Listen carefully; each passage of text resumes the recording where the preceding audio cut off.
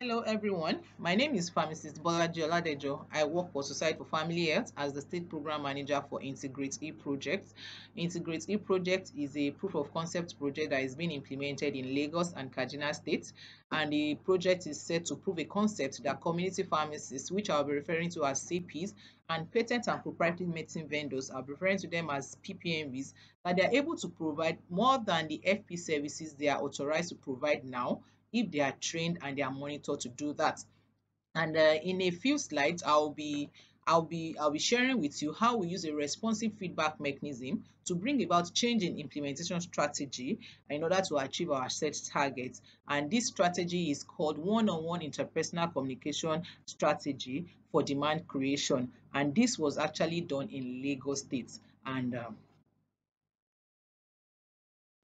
why does this step actually matter? Why does this feedback mechanism matter? This becomes very important for us to have a feedback mechanism because during a review of our data for family planning in the state, we realized that the redeemed referral we're getting from the trained CPs and PPMVs were extremely low compared to the mobilization figures being reported by our interpersonal communication agents. I'll be referring to them as IPCs, and this actually necessitated our cost findings. We needed to find out why this was so, and we did this through engagement of various stakeholders, and some of which include the FP providers as the trained CPs and PPMVs, the IPCAs themselves that did the mobilization, the community members that are being mobilized. And from this, we were able to gather our cost findings, which we are going to be discussing in a short while. On the part of FP providers, which are the PPMVs and the CPs, we realize that especially for the CPs, they run shifts, and most of the times when our clients get there after they've been mobilized, they are not on ground, and the clients get discouraged. They go back, they don't come back again. For the IPCAs, and when they want to mobilize community members find it difficult to allow themselves to be talking to a stranger for security reasons. So they prefer to have a group of people well identified coming to mobilize them rather than one person.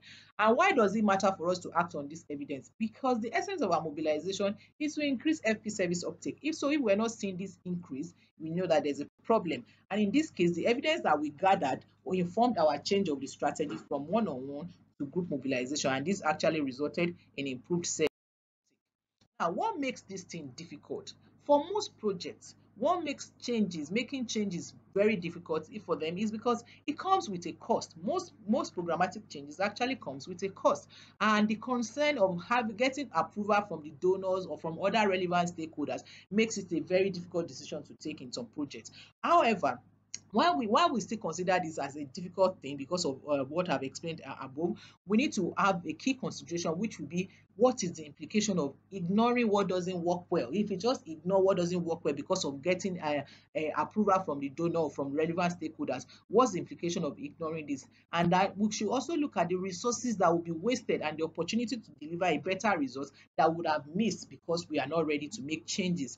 For us on this project, it wasn't so difficult because from the onset of the project, we're open to learning, we're flexible enough, we're ready to make changes. As we learn, we engage, and we had frequent and open discussion with our donors, and we were open to changes as they occur. So we didn't even need to wait until our reporting period before we informed our donor. We just, during one of our call-in meeting, we gave them this update that we needed to change strategy, and they gave us approval to do this. And good enough, it didn't come with any budgetary implication for us.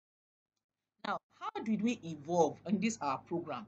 The feedback that we got from this cost findings was discussed with the program team during one of our program update meeting, and other relevant stakeholders such as the state actors, the donor, and like I said, the community members also. And we now decided to change strategy from one-on-one to group mobilization. And like I said earlier, we communicated this to our donor during one of our calling meeting, and they gave us approval.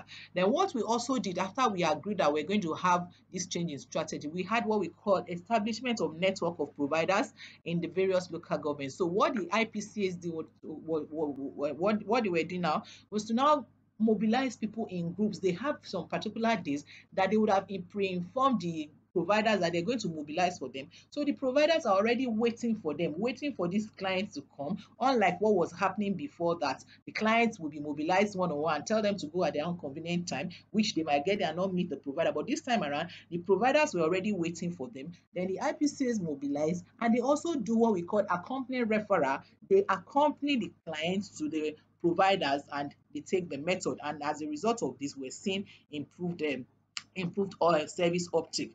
And what we also did was to track this service uptake in a local government where we're having this group IPCA. Then we compare it with other local governments where this individual IPCA is taking place, because what we did was to just pilot it in one local government, and we're doing this comparison to see whether we could scale it up. And after that, we saw that there's a clear-cut difference in service uptake. We scale it up to other local governments. What are the lessons I want others to learn on how to evolve?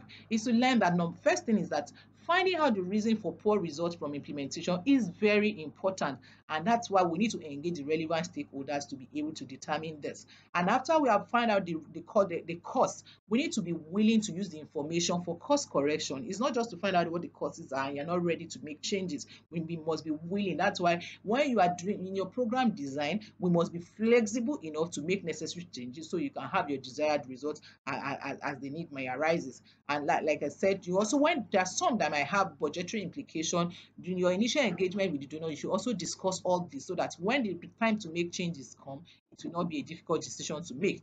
The regular communication with donor and engagement in feedback is very crucial, because like I said, what we did was to discuss this with our donor during our calling meeting. So you need to regularly inform the donor, and so it will be easier to suggest changes to be made. Then you also need to have many avenues to receive feedback from the stakeholders. For us, we engage the community members through community dialogue. For our IPCs, during our quarterly review meeting, and for our donors, we had regular calls meeting, and for the project team, we had what we call the project steering committee meeting, and for the state Ministry of Health and other state actors, we had our family planning technical working group meetings, during which we informed them. Then what we also need to learn is to make sure that we provide evidence when suggestions are made. When you are suggesting a change in strategy, you must provide evidence that it is going to work. It must not just be try and error. Then one thing we must also do is to learn to test your changes on a small scale before you scale it up, so that you don't make error or outrightly.